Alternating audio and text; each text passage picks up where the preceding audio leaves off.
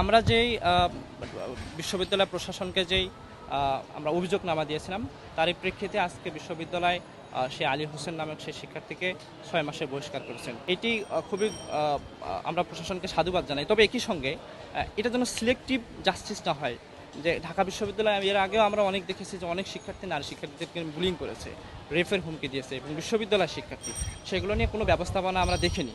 ফলে যে সমস্ত ঘটনা সোশ্যাল মিডিয়ায় অনেক বেশি হাইপ পায় বা সোশ্যাল মিডিয়ায় আলোচনায় আসে, সেই সমস্ত ঘটনা শুধু জাস্টিস বা বিচার নিশ্চিত না, বরং নারীদের সামগ্রিকভাবে যদি একটি সাইবার বুলিং সেল গঠন করা হয় তাদের নিরাপত্তার জন্য, অনলাইন এবং অফলাইনে তাদের নিরাপত্তা কেন্দ্রিক যদি বিশ্ববিদ্যালয়ে যদি পার্মানেন্ট কোনো সলিউশনে না যায়, তাহলে এই ঘটনাগুলো ঘটতে থাকবে।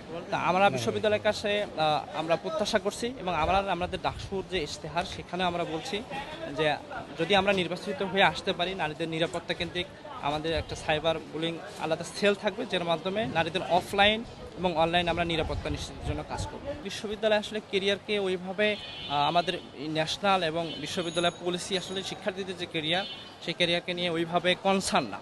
কেননা আমরা দেখি যে শিক্ষার্থীদেরকে বেকার রাখা ফেসিস সরকারদের একটা হচ্ছে প্রজেক্ট।